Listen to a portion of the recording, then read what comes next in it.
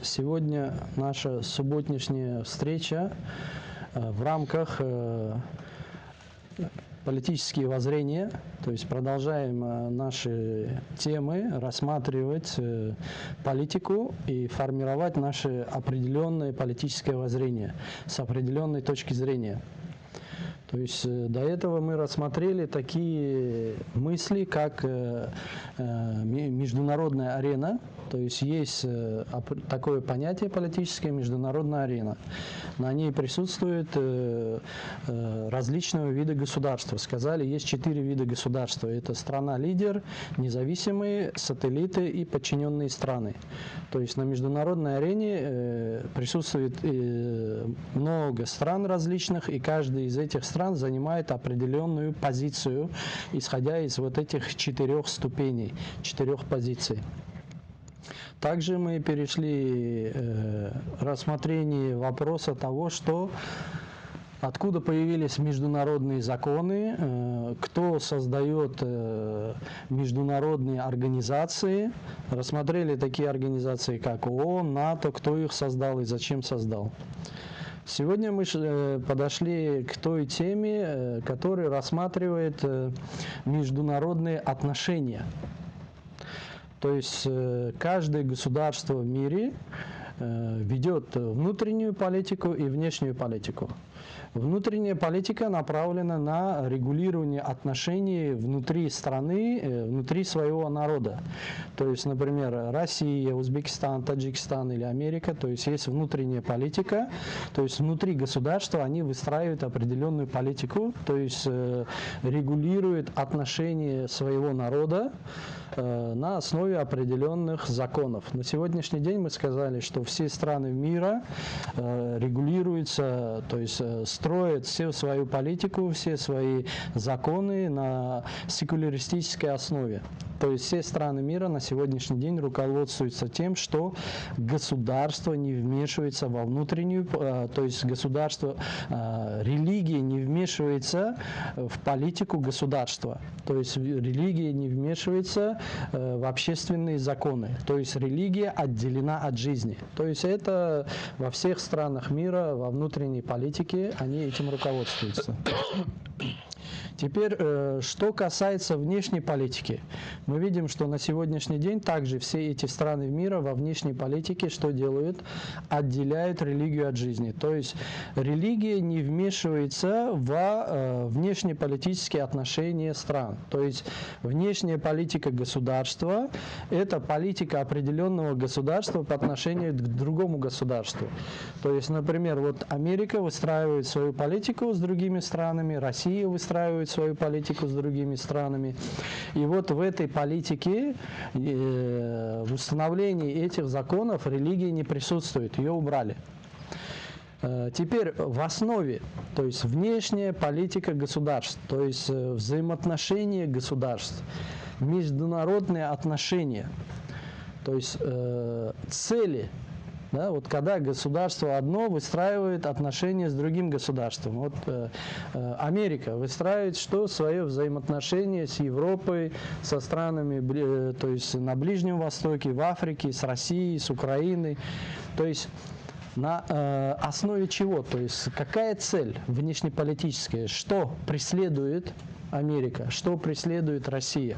Что преследует любая другая страна? В основе внешнеполитические отношения стран имеют как бы 2 направления, то есть 2 основы.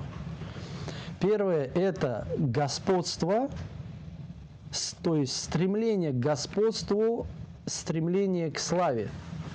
То есть о чем это говорит? О том, что вот когда... Если мы вернемся 20-30 лет, чуть да, уже больше времени прошло, то есть время холодной войны. Есть коммунистический режим, да, то есть есть восточный блок, есть западный блок. Восточный блок – это коммунистический режим, западный блок – это капиталистический режим.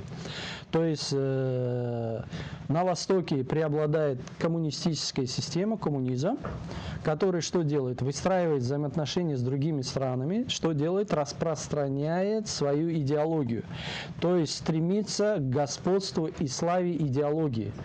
То есть тогда, когда у государства есть идеология и внешняя политика ее, то есть этого государства стремится к чему?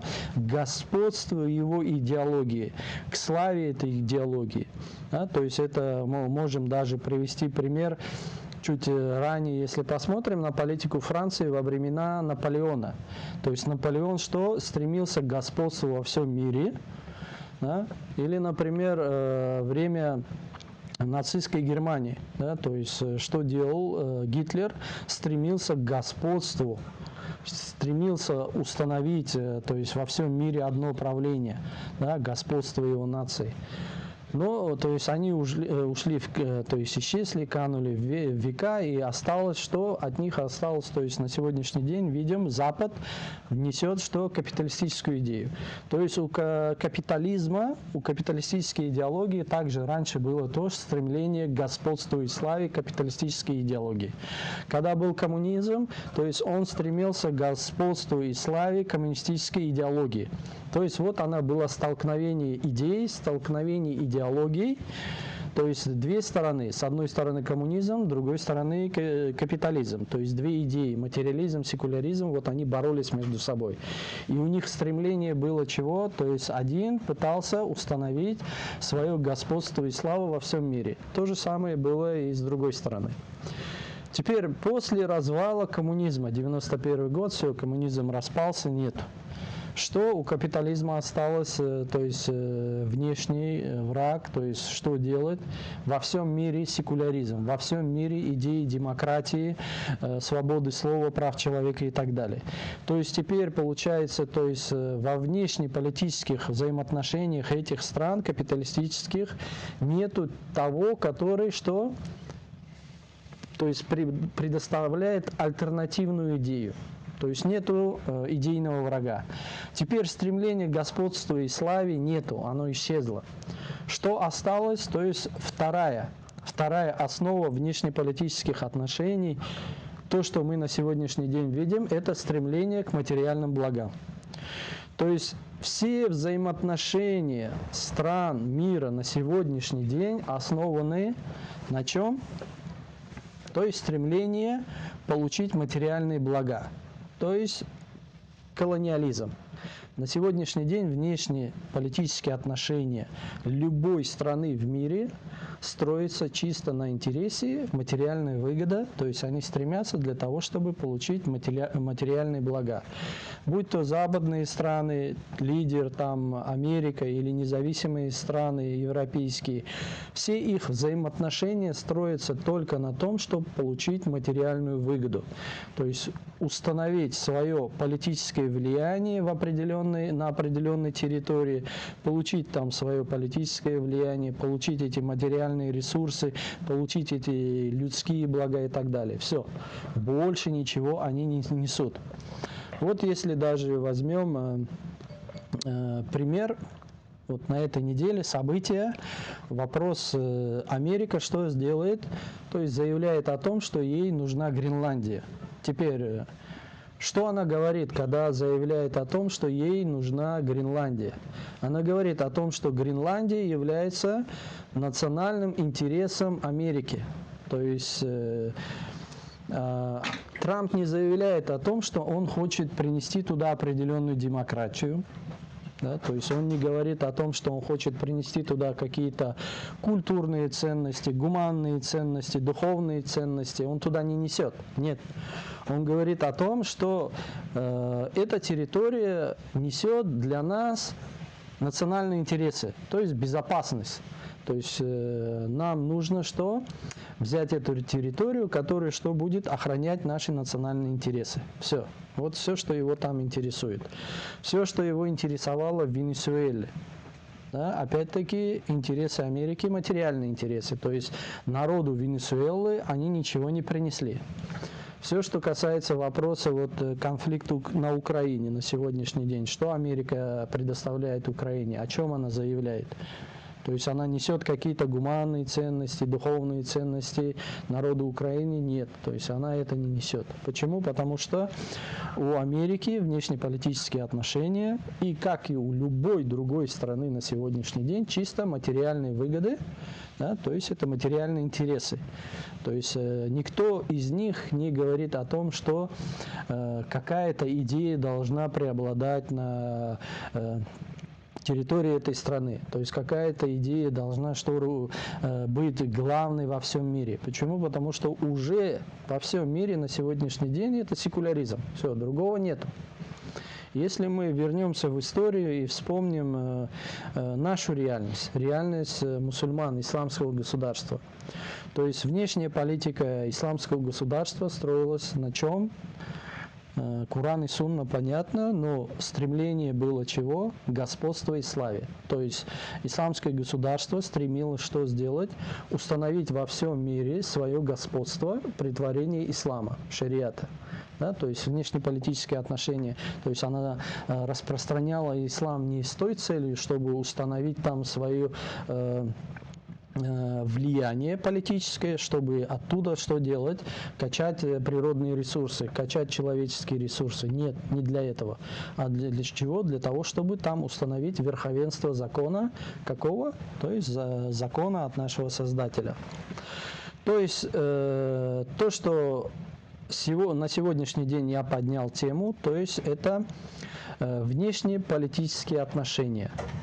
То есть внешняя политика государств имеет два направления. То есть первое – это господство и слава, с тем условием, что есть государство, стремление к тому, что править во всем мире, исходя из этой идеи, определенной идеи, которую несет это государство. На сегодняшний день этого нету. То есть исламского государства нет, оно не несет ислам, то есть ни одно государство в мире не несет ислам, поэтому мы не видим верховенства того, что они заявляют о том, что нужно претворять ислам во всем мире, этого нет. Так? Теперь второе, то, что на сегодняшний день есть, то, что притворяется, это внешнеполитические отношения чисто на том, что каждое государство в мире преследует свои материальные интересы на территории других государств и выстраивает взаимоотношения, исходя из своих материальных интересов. То есть сателлиты. То есть возвращаемся к вопросу о том, что касается международной арены. На международной арене присутствует 4 вида государств. И когда мы говорим о сателлите, то есть реальность сателлита, да, то есть на сегодняшний день можем привести пример, это Япония, это Турция или это Иран. То есть есть внутренняя политика этого государства, независимо ни от кого, они сами ведут свою определенную политику внутри государства, выстраивают взаимоотношения со своим народом. Теперь, что касается внешней политики. Внешней политики у сателлита,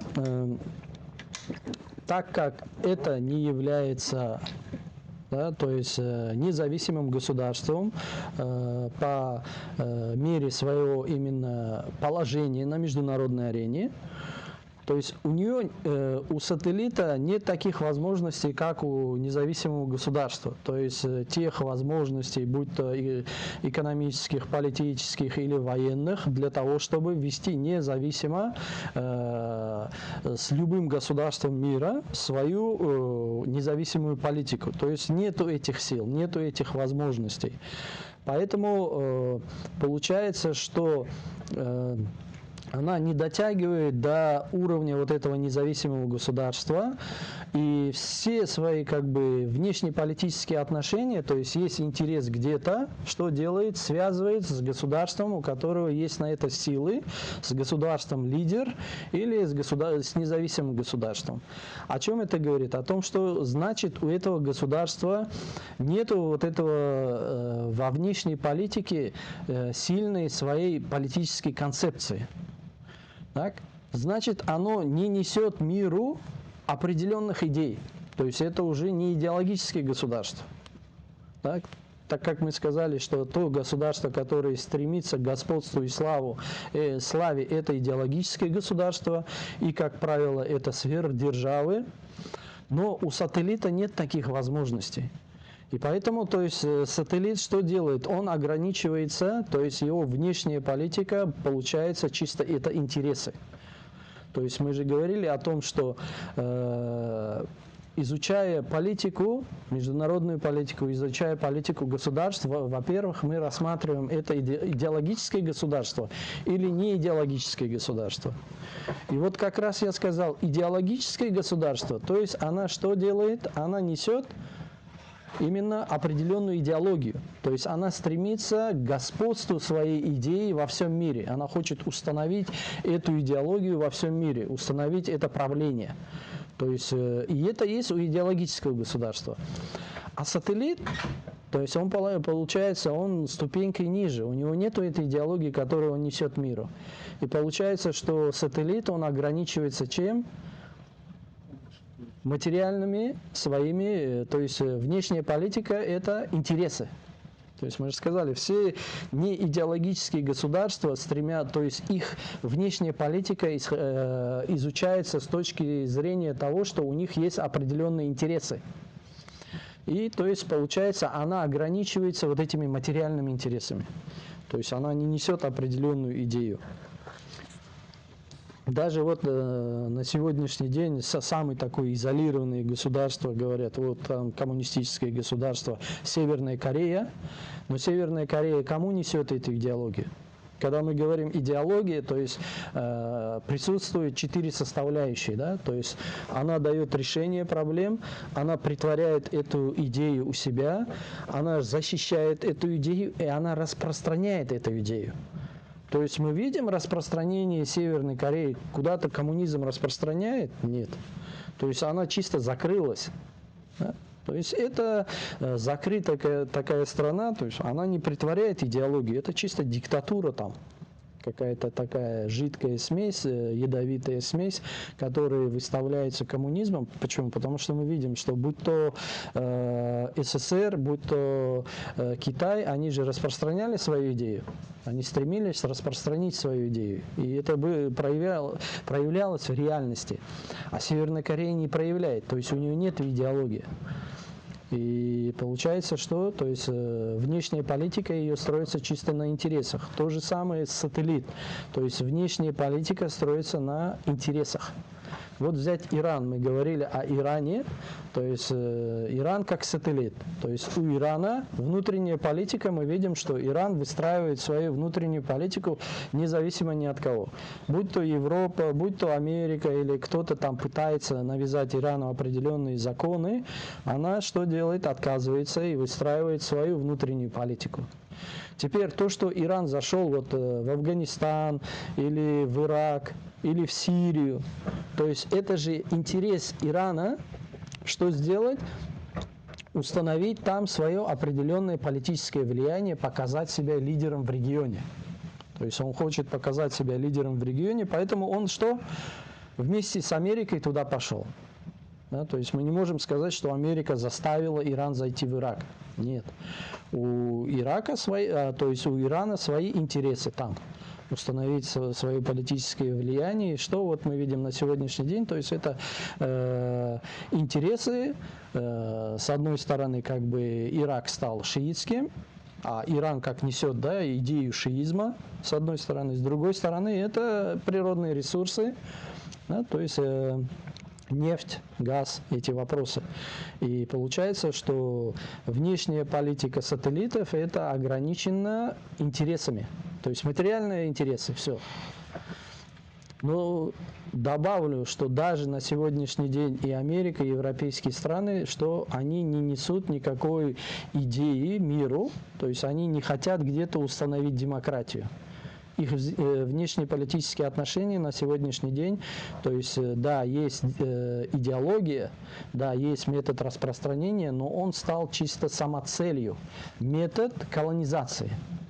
То есть какая страна в мире на сегодняшний день, которая столкнулась с Америкой, которая что, выстраивает взаимоотношения с Америкой, стала демократической так же, как и Америка?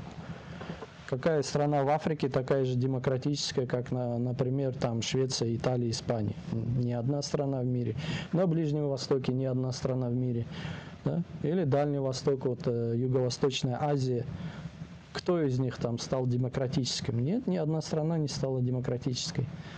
То есть те законы, которые они у себя притворяют, да, они сами уверовали в эти законы, и они их притворяют у себя. Но во внешнеполитических взаимоотношениях, то есть у них нету цели. То есть если бы у Америки была цель, например, вот последние события Судан, да, кровопролитные, если была у Америки цель того, чтобы в Судане была демократия, люди жили там свободно, там что происходит? Там только происходит то, что они воруют природные ресурсы оттуда и постоянно создают вот эти вооруженные конфликты, что люди друг друга убивают. То есть нет там никакой демократии. Или Сирия, или Саудия, или там Египет. Где там демократия? С точки зрения того, что люди сами издают законы, да, это демократия, да, секуляризм. Совет мира. Да, вот Трамп предоставил новую идею, то есть создание новой организации. Он уже создал эту организацию в Давосе. Называется Совет мира. Он пригласил там 60 государств, но на сегодняшний день ответили только 22 государства, стали членами этой организации, в том числе Америка. Да? И если мы посмотрим, то кто отказался? Все европейские страны отказались. Там подписали, кажется, Болгария и Венгрия. Урбан самый такой веселый, он сидел, подписывал, довольный, подписал это соглашение. То есть появление этого соглашения зять Трампа, Джаред Кушнер, да, то есть он является зятем Трампа, и он занимается вопросами Ближнего Востока. На Ближнем Востоке основная проблема, самая первая проблема – это вопрос сионистского образования. Так? Теперь этот вопрос решился. Еще немножко вернемся назад, то есть само вот это понятие, то есть Совет мира. Да? То есть кто поднимает тему «мир во всем мире»? Мир должен быть во всем мире, разного рода международные организации направлены на то, чтобы создать мир во всем мире. Вот ООН, оно же тоже было типа создано с целью чего? Мир во всем мире. Создать мир во всем мире. В 1945 году был создан ООН, тоже, то есть кто был основателем идеи? Тоже Запад, тоже Америка. Так? Теперь, со дня основания ООН с 1945 года по сей день, вот за 80 лет, произошло более 300 войн, гражданские войны, да? Это международные войны, локальные войны. 300 войн после основания ООН. Да, это вот Корейская война, Суэцкий кризис, это вот Вьетнамская война, это вот войны на Персидский залив, это Ирак, это Афганистан. То есть вот эти все войны произошли, когда создали ООН. Кто создал ООН? То есть мы говорили уже до этого, создали ООН, эти страны, эти сверхдержавы. То есть мы говорили до этого, то, что есть вот понятие международные законы, международные организации. Эти организации создали сверхдержавы. То есть это США, Франция, Англия, Россия. Вот это 4 сверхдержавы на сегодняшний день. Они являлись именно на тот момент, то есть тогда еще была и Германия, тогда еще была Австро-Венгрия. То есть они были теми, которые управляли миром. То есть они управляют миром, вот 4-5 стран, и еще здесь есть более 100 стран мира. Теперь, чтобы эти 100 стран мира не стали сильными, чтобы никто-то из них не стал независимым, они такую придумали тему, то есть мы будем теми, которые занимаются регуляцией мира во всем мире. То есть где-то конфликт, мы придем и будем решать эти вопросы. Вот, например, реальность вот за последние 10 лет, сирийская проблема, да, вот народ вышел в революцию, хотят независимость. Что? Америка, Франция, там, Россия говорит, мы пришли, короче, мы будем решать мир в Сирии. Кто будет устанавливать мир в Сирии? Это мы, сверхдержавы, через ООН. Вот встречи Женева-1, Женева-2, Астана и так далее. Все эти страны, все эти конференции, то есть в этих странах конференции кто проводил? Америка, Англия, Франция, Россия там участвовала, Китай. То есть вот эти сверхдержавы, они типа говорят, мы устанавливаем мир во всем мире. Но в конечном счете, что получается? Вот эти страны, куда они вмешиваются, там постоянно вот эти что? Конфликты, войны. Вот Трамп хвастается. Так, я решил вопрос там в Таиланде, там какой-то мир установил. Конфликт продолжается. Он хвастается. Я установил мир в Газе. Конфликт продолжается. Я установил там мир в Сирии. Что там сейчас в Сирии? Курды поднялись. Там сионистское образование бомбит Сирию. Конфликт не остановился. Он говорит, я там за 24 часа решу вопрос Украины. До сих пор решает вопрос Украины. То есть, где бы конфликт ни был, вот эти сверхдержавы туда приходят, говорят, мы установим там мир. Но суть в чем? Там, где происходят вот эти конфликты, они между собой там воюют. Они борются за то, чтобы захватить вот эту территорию и подчинить ее себе. То есть именно конфликты, где происходили, то есть там происходили конфликты сверхдержав между собой на территории этих государств. Да, чтобы установить там свое влияние.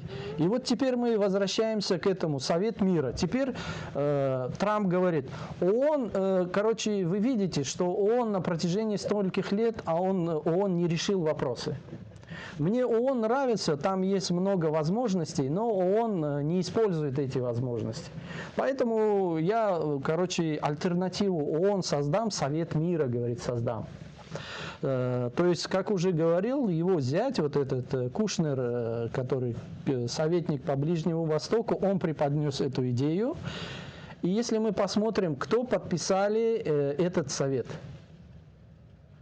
то есть 22 государства, из них уберем там Венгрию, уберем там Болгарию, уберем США, уберем там еще пару этих стран, 2 страны или 3 страны, которые они не исламские. А около 15 стран, которые подписали, да, то есть это исламские страны.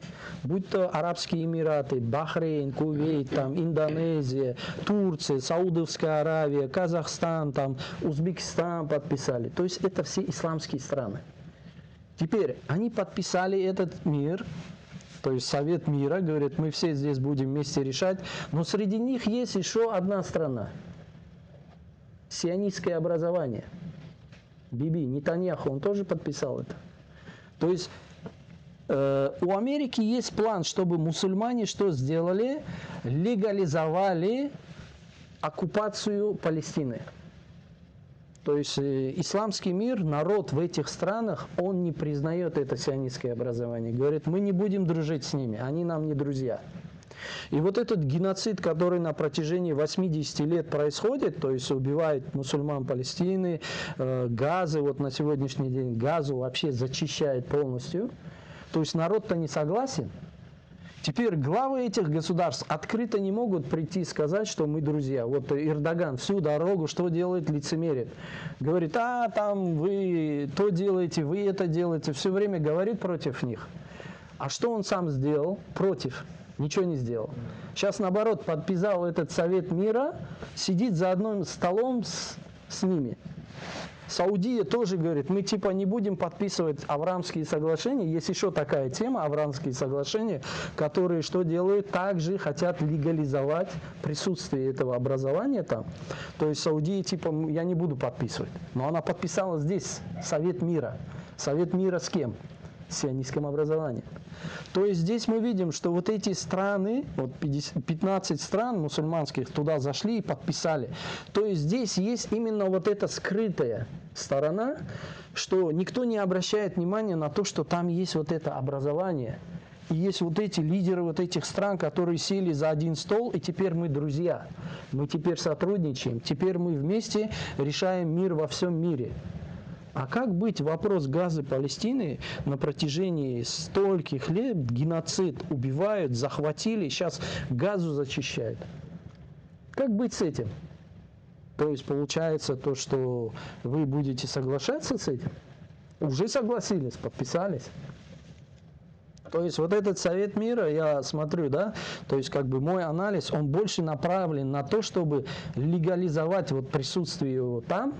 И вот эти страны, которые там в Авраамское соглашение не зашли, не подписались, а вот здесь, короче, что? Подписались. И никто не понял, что получилось. Да? И тем более, что каждый из них, вступая туда, еще будет платить $1 миллиард. Да? То есть, ну, эти деньги что для Трампа? Когда Саудия недавно $1 триллион, да, заплатила Саудия. Тот же самый Катар $1,5 триллиона заплатила. Да, что для него этот миллиард? Это просто игрушка, показуха. То есть он опять-таки что? Играет.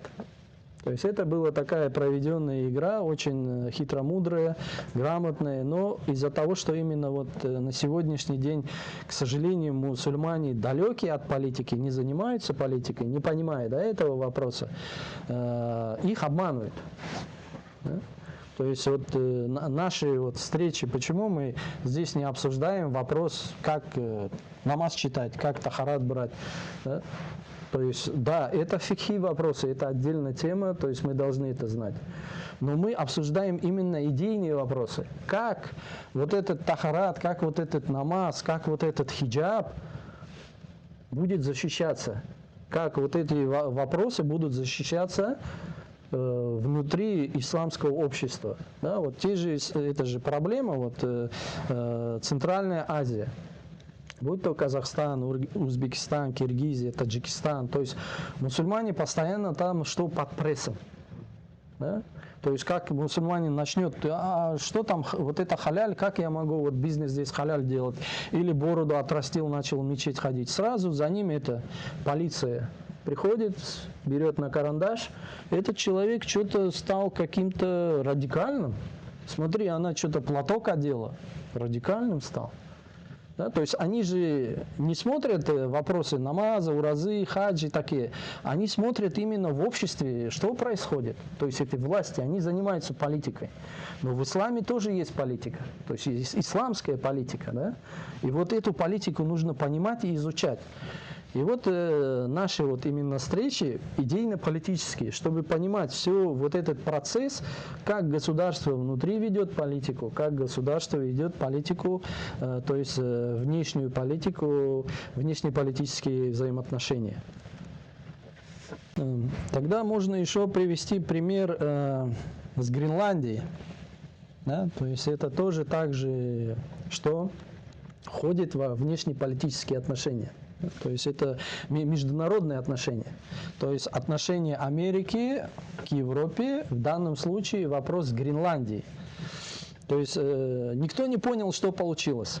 Может, поняли, но очень ограниченное количество людей. То есть вступлением Трампа в должность, Трамп что сделал? Заявил о том, что ему нужна Гренландия. Да? И вот год прошел, на сегодняшний день видим, что активизировался этот вопрос Гренландии. То есть Трамп заявил о том, что Гренландия является нашими именно национальными интересами, и если туда придет Китай и Россия, то нам будет очень плохо, а Дания не может что? Защитить Гренландию. И что получилось? После заявлений Трампа о том, что он заберет Гренландию, Европа всполошилась. Говорит, как это может быть? То есть Дания находится в НАТО. Дания, сателлит Америки, который все время с Америкой. Вот сегодня тоже показывали новости всех этих героев войны. Будь то в Афганистане, будь то там в Ираке или в других странах, которые участвовали. Они говорят, мы участвовали в составе НАТО, мы защищали американские интересы здесь. Мы там были, мы там кровь проливали, а сегодня Америка, говорит, придет и заберет у нас Гренландию. Жалуется, да? То есть показывает, насколько Америка, ее отношение к своим сателлитам. То есть у Америки нету друзей. Она всех использует, а потом выкидывает. И вот сейчас она использовала Данию и сейчас выкидывает ее. Теперь после этих заявлений Европа испугалась и говорит, нет, мы не отдадим Гренландию, то есть мы будем в составе НАТО будем защищать Гренландию. Да? И что сделала? Европа отправила туда войска. Войска, то есть весь мир угорал над этими войсками. Сколько там? 15 французов, один из Норвегии, один из Англии и там 14 немцев. То есть суперменов отправили. То есть 50 человек, они Гренландию от Америки защитят. Это Супермен показывает же, там этот Железный человек, там Халки, вот такие, короче, поехали, они защищать. Потом что-то получилось, и немцы через 40 часов сразу оттуда сдаем все, короче, все, мы боимся, поехали домой. И вот Трамп приезжает в Давос, до этого еще французы, там Макрон говорит, мы, короче, у нас есть супер базука, мы этой базукой по Америке дадим. То есть у них экономическая базука, приготовленная была против Китая, мы против Америки. То есть страны, европейские страны возразили этому. Они сказали нет. Теперь Америка говорит, те, которые сказали нет, я введу вам пошлины, говорит, 10% пошлины на каждую эту страну. Но потом он приехал в Даос, и в Даосе он вызвал главу НАТО, Рютте, да? То есть он генсек. А если вы посмотрите НАТО, я уже об этом говорил, то есть главнокомандующий, главный генерал НАТО, это все время американец. То есть, если вы почитаете в истории, вы не найдете одного иностранца, который являлся генералом НАТО, главнокомандующий. Тот, который в бой ведет, это всегда американец. А этот секретарь, типа президент, он писарь. Он просто говорит, он политик, он не военный. Да? И вот до этого Столтенберг, вот сейчас Рютте, то есть они просто политики, они говорят, они не ведут в бой. А те, которые ведут бой, те, которые реально управляют НАТО, это все время американцы. И то есть заявление Европы о том, что они всем НАТО будут против Америки, или как-то НАТО будет защищать Гренландию от Америки, это пустые слова, не получится. А почему Трамп так сделал? То есть он их напугал для того, чтобы они ему возразили. Теперь, когда он туда приехал, что сделал? Он сказал, ладно, то есть вы сказали, что вы в составе НАТО будете Гренландию защищать. И вы уже туда отправили эти войска. Теперь те, которые в этом участвовали, что будете делать? Теперь вы будете защищать Гренландию в составе НАТО. То есть вы будете что делать? Защищать. То есть он что сделал? Он повесил на них обязанности. Они же сказали, мы сами будем защищать. Он говорит, ладно, защищайте. А их защита сейчас в чем заключается? То есть они поедут туда, будут сейчас строить дороги, строить порты, строить аэропорта, строить эти гостиницы, здания и все так далее. То есть они будут сейчас заниматься инфраструктурой, выстраивать. А Трамп будет уже в стороне стоять, молодцы, давайте работайте за бесплатно. То есть он же ничего не будет делать. Он таким образом своими угрозами их обманул и побудил их к тому, что типа они сами это будут делать. Но вот теперь, когда они сами все это сделают через некоторое время, он уже туда пойдет и спокойно это заберет. Да, вот как получилось, мы видели, что получилось с Панамой. Китай пришел, 20-30 миллиардов вложил в Панаму, в инфраструктуру. Америка пришла и говорит, это наше, иди отсюда.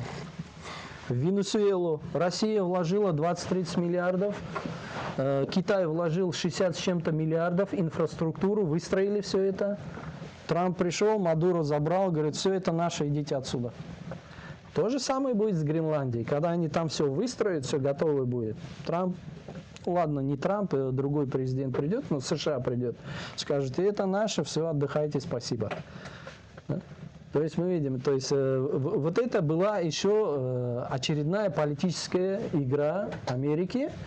И видим ее отношения, то есть ее политика, то есть международные отношения с другими странами строятся чисто на материальной выгоде. То есть он не несет никаких ценностей или каких-то там материальных благ народу Гренландии. Ему без разницы, кто там живет, не живет. Он вообще говорит, 100 тысяч дам, валите оттуда. Вот его отношение. И ему нужно чисто материально это Гренландия. Да, то есть никаких благ для этого народа. Поэтому внешнеполитические взаимоотношения строятся на сегодняшний день. Это материальная выгода, то есть только интересы, больше ничего. Посмотреть еще раз на этот Совет мира, то есть кто там, кто вошел туда. В основном же это получается вот эти неразвитые страны. Это подчиненные или сателлиты. Саудия – это подчиненная страна, Катар, там, Бахрейн – это все подчиненные колонии, да, американские, английские. То есть там Турция – это что, сателлит Америки. То есть туда вошли в основном подчиненные сателлиты. То есть, как на улице говорят, терпела. Да, то есть ни одна европейская страна, то есть они сразу сказали, мы туда не пойдем. То есть за что, зачем мы туда пойдем и что мы там будем делать? У нас ООН есть, да, то есть они же руководствуются, в основном используют ООН. Так зачем? Это вообще не ясно. Тем более, что главой остается постоянно Трамп. Это чисто трамповская карманная игрушка, бизнес. То есть членами этой организации могут быть только те страны, кого он пригласит. То есть если он кого-то не пригласил, туда не попадет. То есть видно, что это очередная уловка Америки. Для чего? Для того, чтобы добиться определенных материальных интересов в данном случае. То есть начинается с Ближнего Востока. И еще можно добавить то, что я уже говорил до этого, то есть на международной арене присутствует страна-лидер. И эта страна-лидер на сегодняшний день это США. И мы видим, что как США на сегодняшний день что делает, то есть задает тон международной политики. То есть если мы вернемся в прошлый год, то есть вопрос сирийский решался, Америка там, все смотрят на Сирию. Сирийский вопрос закрыли, поднялся вопрос Венесуэлы. Кто там? Америка. Вопрос Венесуэлы закрылся, пошли дальше. Вопрос поднялся Иран. В Иране кто там? Снова Америка. Вопрос Ирана закрылся, пошли дальше. Теперь какой вопрос подняла Америка? Подняла вопрос Гренландии. Сейчас вопрос Гренландии закрыли. Окей, теперь куда пойдем дальше? Ну, сейчас корабли собирают в Персидский залив. Иран. Может, решает вопрос Ирана, может, решает вопрос Сирии. То, что там курды поднялись, тоже дестабилизация. Да, то есть мы видим, где происходит событие, там присутствует Америка. И как Америка этот вопрос решает, сразу переходим на другие события. И кто там рулит, кто там руководствуется, опять-таки, это Америка. И вот даже если мы посмотрим на Давос, то есть в Давос экономический форум, должны решать экономические вопросы. Трамп приезжает, говорит, так, Гренландия, идите сюда, решаем вопрос Гренландии. Вопрос Гренландии решил, позвонил Зеленскому, говорит, приезжай, сейчас с тобой поговорить нужно. Смотри, что случилось в Венесуэле, что происходит с Гренландией. Завтра тебя тоже так же вывезут. Зеленский же сначала не хотел приезжать, он не приехал. Как вопрос закрылся с Гренландией, Зеленский сразу прилетел туда. Посидел, поговорил с Трампом, выходит и что делает? Жалуется на Европу. Говорит, я в прошлом году сюда приезжал, вы говорили, я в этом году приехал, вы до сих пор говорите. Вон Трамп эти корабли останавливает, нефть забирает, а вы даже этого не можете сделать. Сколько лет ходил с Европой, жаловался на Америку, а сейчас после этих событий сразу что? Переобулся, что делает? Жалуется на Европу теперь. Ну, вынужден, да, человек, то есть оказался, как говорится, между молотом и наковальней, то есть у него и выбора нету, крутится как может. Ну, я вернусь к теме, нашей теме на сегодняшний день, то есть это международные отношения. И когда мы говорим о ООН, то есть мы возвращаемся к началу, да, кто образовал ООН. То есть образование ООН, это же не Таджикистан говорит, давайте соберемся, там, не Узбекистан говорит, давайте соберемся, сделаем организацию, или там Египет там, или Алжир говорит, давайте соберемся, сделаем организацию. Да, понимаем то, что это подчиненные страны, то есть они не могут ничего сделать. То есть ООН образовала это сверхдержавы. Это Англия, Франция, Америка, СССР на тот момент. То есть образование сверхдержавы. Для чего? Для того, чтобы решать свои вопросы, для того, чтобы другие страны что не стали независимые и не поднялись на их уровень.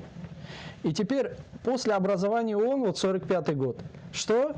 48-й год образование, вот это сионистское образование. То есть кто образовал это? Кто признал это?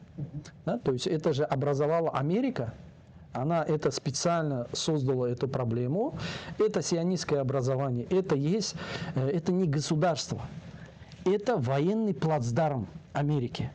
То есть Америка с этого места начала шагать по Ближнему Востоку. То есть она специально установила этот военный плацдарм для того, чтобы продвигать свое влияние в этом регионе. И получается, она создала эту проблему с помощью этого, то есть ООН.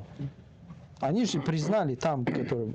И вот эти исламские страны, вот эти исламские правители, они не сразу туда вступили, во-первых. То есть со временем вступили, там оказались. И также их присутствие там, как ты говоришь, типа мусульмане их оправдывают, говорят, что они там что-то скажут.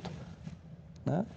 То есть, что они скажут, когда хозяином этой организации является США, когда США используют эту организацию для того, чтобы устанавливать его влияние в этом регионе. Когда это просто-напросто военная база Америки для того, чтобы дальше шагать по этому региону. Все, это было больше ничего другого. Да? То есть и это неправильное понимание мусульман о том, что типа они придут к ним в ту организацию, которую они придумали для того, чтобы использовать ее, поработить их. Это неправильное понимание, естественно. Да? И то, что они там присутствуют, и то, что они высказывают, вот Эрдоган постоянно там присутствует и об этом говорит, но после его слов за столько лет что-то изменилось? Ничего же не изменилось. То есть его там пустое сотрясение воздуха.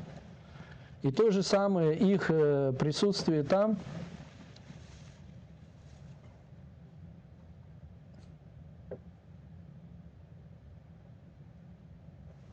И то же самое, то, что они туда придут и будут просто говорить, вот на протяжении вот этих, 80 лет, они говорят, пустое сотрясение воздуха, это ничего не решит. Просто здесь есть еще тот момент, что типа ООН, это все страны мира там, и они там все совместно решают какие-то проблемы, но это не говорит о том, что в рамках ООН они признают это сионистское образование и вместе с ним решают какие-то вопросы, это об этом не говорит. Но именно вот эти организации, как Авраамские соглашения и вот это новое Совет мира, оно именно в узком кругу, именно вот они только с ним сидят и присутствуют. Там же нет европейских стран, они сразу нам это не нужно. Зачем нам это нужно? И там получается в основном только вот исламские страны, то есть страны мусульман, и вот это образование. То есть круг ограничен, и они уже что сделали? Если там Саудия типа отмазывается, показывает себя типа нет, я с ним не дружу, я там не буду с ней решать какие-то вопросы, Авраамские соглашения пока не делает, а вот здесь уже сделала, уже здесь признание есть, знаешь? То есть, да, они давно уже ведут свои взаимоотношения с этим образованием, будь то Азербайджан, будь то Турция, то есть нефть, железо, вооружение, все же оттуда идет, они же все это поставляют. Да, то есть не открыто все это делают скрыто. Но вот эти Авраамские соглашения и Совет мира это сделают уже открыто. Да? Что они именно боятся открыто это сказать своему народу. Да? То есть вот как бы с одной стороны внутренняя политика, вот эти правители внутри обманывают свой народ. Да? И с другой стороны внешняя политика, взаимоотношения с другим государством, то есть они показывают, типа мы с ним не дружим. То есть уже вот в феврале будет 4 года, как идет этот конфликт. Россия напала на Украину, пытается оккупировать Украину. То есть ведет геноцид как народа Украины, так и народа России страдает из-за этой политики. И вот буквально сегодня, на днях, получилось так, что это первая трехсторонняя встреча. Опять-таки, возвращаясь к нашей теме, международные отношения, то есть международные договора, видим, что до этого были двухсторонние отношения, встречи, да? То есть Америка сначала типа встречалась с Украиной, потом встречалась с Россией, и вот всю дорогу они как бы передавали эстафету, то там встретиться, то здесь встретиться, и эти двухсторонние встречи, то есть двухсторонние, как сказать, конференции. Опять-таки видим, что Европа или Америка, сверхдержавы, что делают? Вмешиваются в конфликт, и они говорят, мы несем мир. То есть Трамп же говорит, вот мое мирное вам, решение, мирный план по Украине. То есть типа я тот, который устанавливает мир, а вы подчиняетесь. И вот он в течение года и до этого, то есть пытались решить вопрос в двухсторонних встречах. То есть в процессе этого шли договора, что-то они открывают, что-то не открывают. В прошлом году всплыли вот эти документы о том, что Америка ведет секретные как бы договоренности с Россией, есть уже определенные договоренности. Мое мнение вообще, Америка изначально использует Россию против Европы, то есть... И эти договора как бы шли, и они пришли к тому моменту, что мы нашли общие точки соприкосновения, теперь мы можем встретиться и как бы закрыть эту тему. Да? То есть закрыть не окончательно, то есть это по-любому будет временное соглашение, временная заморозка, да? На время. Почему? Потому что пока есть Америка, пока есть США, пока есть Европа, этот конфликт там будет постоянно. Да, то есть интересы соприкасаются, у них есть материальные там интересы, материальная выгода, поэтому этот конфликт будет, пока один из них не исчезнет полностью. И о чем говорит вот эти трехсторонние соглашения? То есть мы видим, что там уже Европы нет. Так? Но оно так и изначально было задумано Америкой. Да? То есть когда Трамп пришел, что сделал, сразу Европу подвинул, говорит, вы, отдыхайте, вот вам мирный план, то есть я уже все вопросы порешал. То есть с Путиным договорился. А здесь мы видим, что вот эти, когда Европа активную фазу вступила и постоянно пыталась что? С Зеленским решить этот вопрос вместе, говорит, мы тоже должны здесь участвовать, почему нас Америка отсюда подвинула. И Зеленский что делал? То есть вместе с Европой двигался на этой волне. Но здесь мы видим, что опять-таки, что Европа по бокам осталась.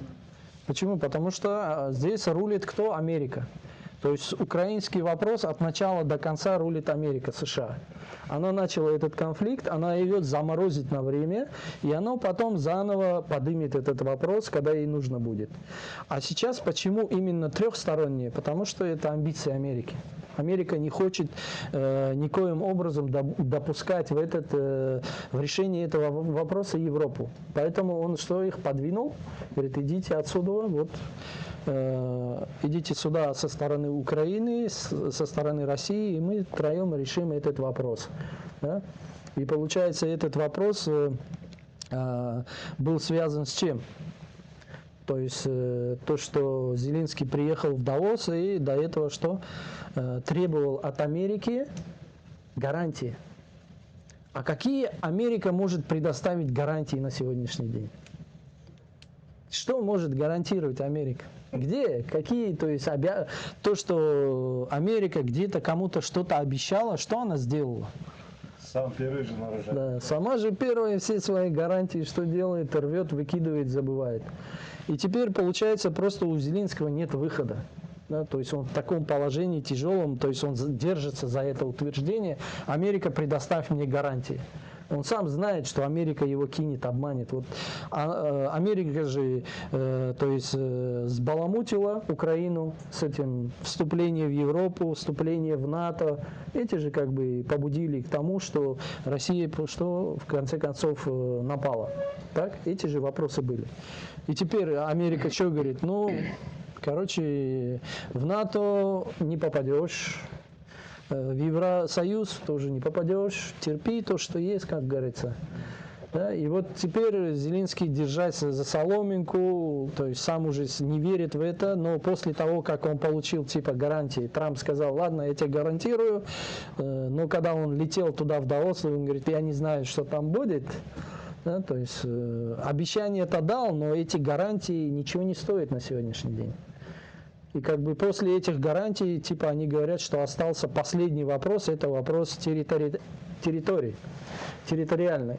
Как и в начале, то есть Путин заявлял о том, что Донбасс наш, отдаете Донбасс, выводите все оттуда свои войска, и только после этого, что когда вы подписываете соглашение, я останавливаю нападение. Вот сегодня, буквально ночью тоже, да, что бомбили Украину. То есть переговоры идут, а бомбежка не останавливается. Почему? Потому что у России, у Путина есть уверенность. Есть определенные соглашения с Америкой, что Америка не вмешивается в это. И мы видим, что в последнее время Америка что? Не помогает, не предоставляет вооружение. Европа тоже уже иссякла, тоже не помогает. И из последних сил Украина держится. И, скорее всего, ее заставят подписать эти соглашения. С ним, без него, то есть заставят подписать соглашение. Просто вот последний вопрос территориальный. То есть говорят Донбасс, но год назад, в прошлом году в начале тоже были такие мысли о том, что Россия требует также полностью вот эту одесскую территорию вплоть до Молдовы, Приднестровья. То есть вот это тоже требует, то есть чтобы Украина не был выход в море. Возможно, этот вопрос поднимается, возможно, нет. Ну, поэтому тянется. То есть очень много требует Россия. Ну, Украина не соглашается. Ну, заставит по-любому. Нет выхода, да. То есть в таком положении подчиненные, да, государства. И мы видим, что Европа, Америка что делает даже во внутреннюю политику Украины, что вмешивается, заставляет. Вот в прошлом году коррупционный скандал, когда Зеленский хотел, то есть ему, как сказать, такую свинью подложили, да, то есть когда он решил отнять полномочия у двух организаций, то есть структур, которые занимаются коррупцией, чтобы они перешли под управление президента, да, негласно, лишил их полномочий. Сразу Европа, Америка наехали и говорит, ну-ка верни обратно, что ты там делаешь? И что буквально день-два этот закон отменили, поменяли. То есть о чем это говорит? То есть они диктуют ему, какие законы внутри должны быть страны. То есть это именно подчиненная страна. То есть нет выхода, в таком состоянии оказался.